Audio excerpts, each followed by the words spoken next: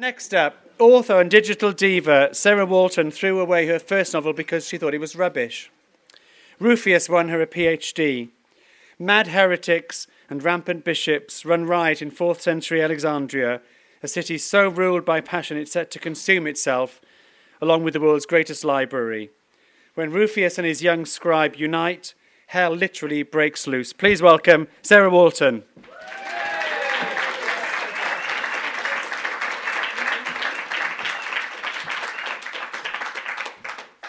Thank you. Rufius is an illicit love story set against the fall of paganism and the rise of Christianity.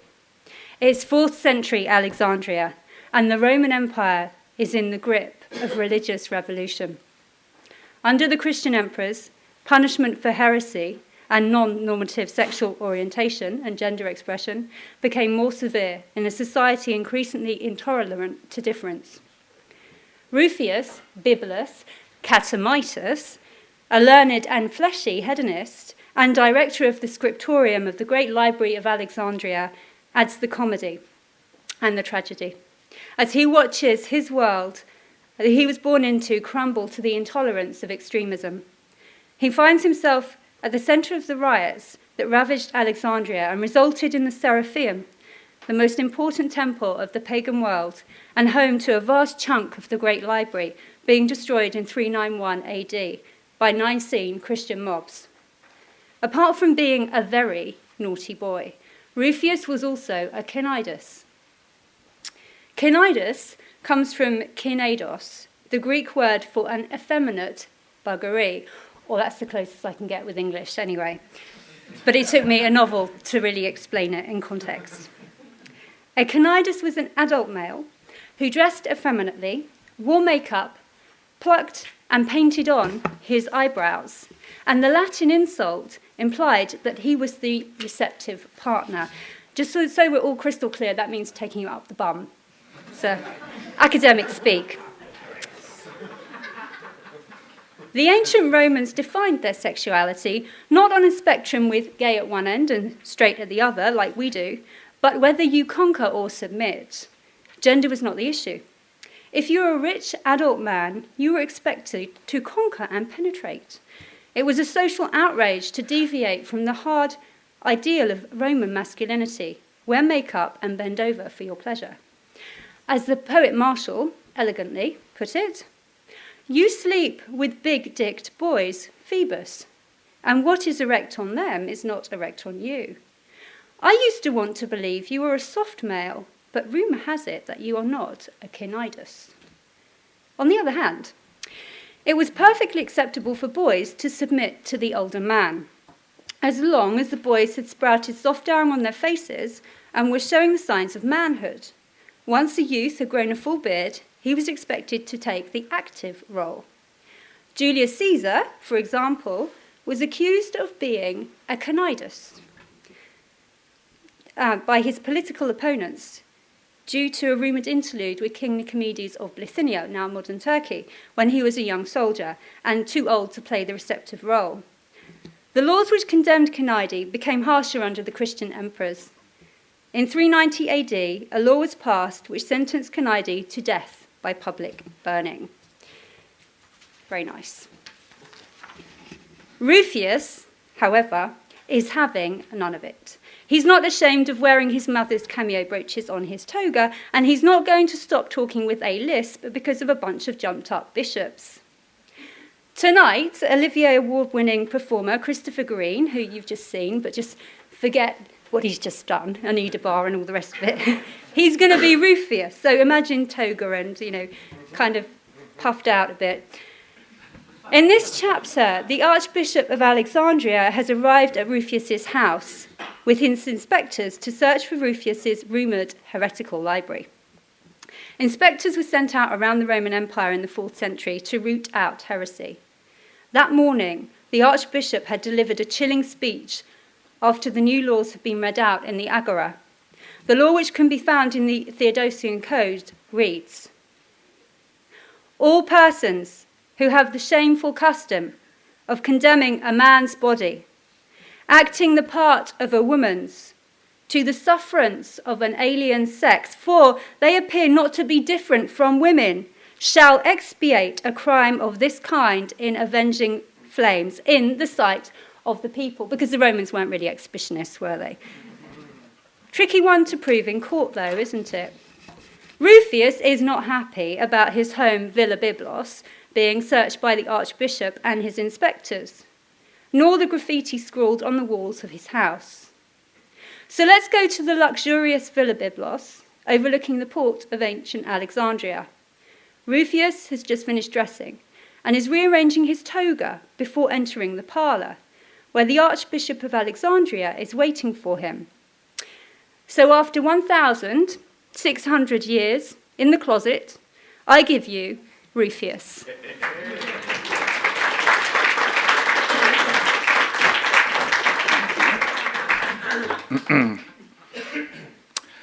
Good. The folds of my toga are perfect today, and I've kept Theophilus waiting just long enough to let him know who's the master of this house. How dare he barge in here and demand to search Byblos? In we go, Apollinus. Perhaps the cameo is too audacious for a meeting with the Archbishop, Master. Why don't you give it to me? This brooch is just the right accessory for the occasion. My favourite cameo. Me as a young buck. I'll not have him think those bigoted laws have riled me. The death sentence, indeed. The law condemning canidae has been echoing round and round in my poor head since this morning. Atoned for a crime of this kind in avenging flames. Erase the thought, Rufius. He wouldn't dare. The brooch stays, Apollinus. I'll not have Theophilus think he's frightened Rufus Bibulus Catamitus. But, Master, the Archbishop knows about your library. You need to tone down. That self-righteous prat doesn't know anything, Apollinus. Why would he be here talking and not burning my books as we speak? He suspects, but suspicions have no weight in court, dear. What in Bacchus's name is that squeak? The slaves who pulled open the tall doors to the ground floor parlour look mortified. How can I make a serious entrance accompanied by squeaking doors, dears? Apollinus is still fussing behind me. They will be well oiled, Master. Don't bother me with the method, Apollinus.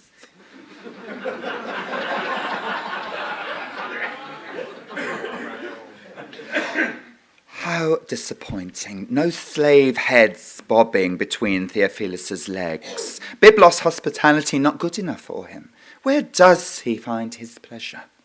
In the darkness of the shame he preaches with church orphans? Or does he obey that pleasure-hating God of his and abstain? The dark cloaks of the Archbishop and his inspector strike a harsh contrast to the sunlight streaming in from the terrace. Antonius's sweet voice and the strum of the harp are at odds with Theophilus's sour face, dark eyes framed by bushy black eyebrows. They've never seen a pair of tweezers. My stomach is a tight knot. This is the first time Byblos has failed to seduce her guests. The slaves look insulted. Cassius and Antoninus aren't used to being rejected. Even the centaurs and satyrs look like they want to leap from the frescoes and run out of the room. Straight-backed on the couch, Theophilus's dark eyes meet mine. This will be an entertaining battle. Theophilus, what a pleasant surprise. Oh, not bothering to rise to your host. Oh, to Hades with etiquette. Let's flash a plucked leg as I recline to irritate him. Wine. Let's fiddle with my brooch as Cassius pours. Oh, the disgust on the Archbishop's face. Superb.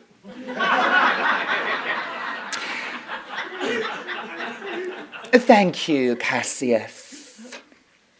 My wine's well watered. The slaves want me to keep my wits They're afraid of him. A beauty, isn't he, Bishop? I flick up Cassius's tunic and his muscular buttocks tense. Not rags you're wearing, are they, Theophilus? Now I'm closer to you, I can see the quality of the fine linen mix, possibly open to a little bribery then. I see your walls had been painted, Canidas. So he did order the graffiti. Pathetic! What an intellectual disappointment. Well, if it's cheap insults he wants, Apollonios will put you in a better humour, Bishop. I keep him for guests with unusual tastes. They both look like they want to kill me. Theophilus's furry brows furrow to a hard black line. I will be brief, Rufius. Excellent. Your little speech this morning must have exhausted your oratory repertoire. My smile is wide and sarcastic. His temper flushes his cheeks pink. You're not above the law, Rufius. You would be wise to cooperate with me. But enough of this nonsense. That law is nothing new. The death sentence has been in place since the 40s, and not a single case has reached trial. And as for books, you'll find nothing even mildly heretical at Byblos. Your kind is an embarrassment to the empire and an insult to God. His deep growl of a voice is level. His gaze moves in disgust from my brooch to my hair. Didn't my hairdresser do a splendid job today? I twirl a ringlet. I do like a good hair day. That riled him. Guards! Theophilus' voice rings across the house. A metallic clatter from the atrium, and 2 centurions appear in the doorway, both sheepish. Good Romans, they didn't turn their noses up at Byblos' pleasures. My dear centurions, I'm pleased to see Villa Byblos' hospitality is appreciated. Enough! Theophilus stands, drinks trays clatter to the floor. The soldiers' backs straighten, hands move to hilts, but they're ready for nothing. Enough, Rufius. You mock the church, you mock the empire, you mock mankind. That's better, dear. You needed a little colour in your cheeks.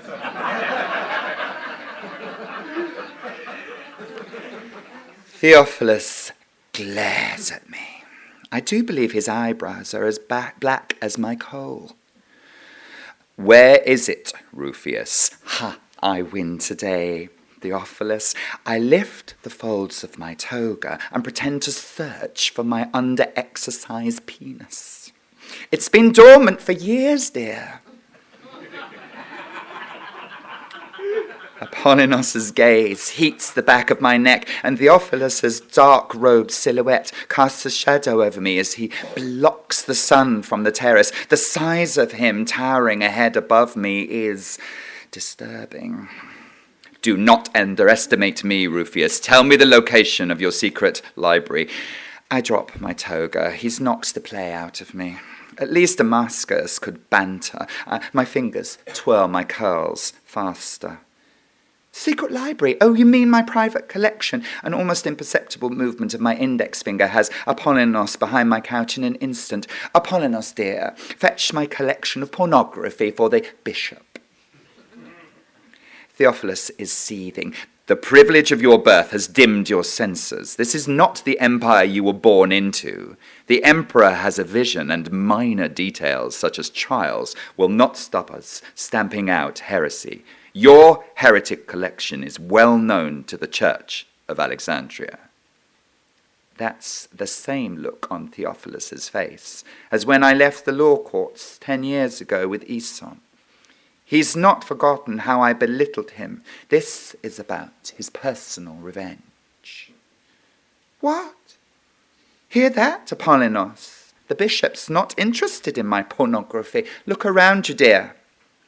My arm waves at the statues and frescoes. I'm a collector of art. Or do you call this heresy too? Harbouring heretical books is the reason I am here. Your motivation does not interest me. Nor will my inspectors be interested in the protest of a canitus. I can pin you down with heresy or infamy. There are enough young boys who can make declarations in the courts about that. Oh, pin me down.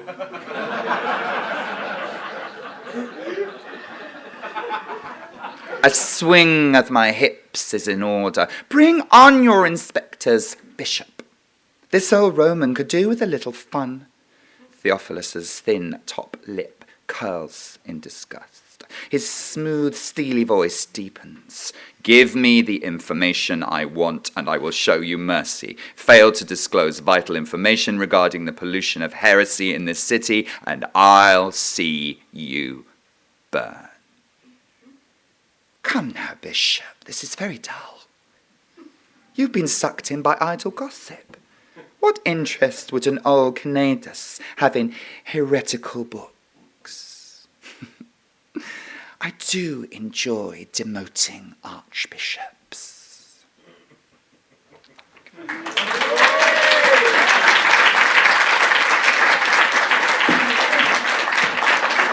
Sarah, Chris and Rufius, everyone.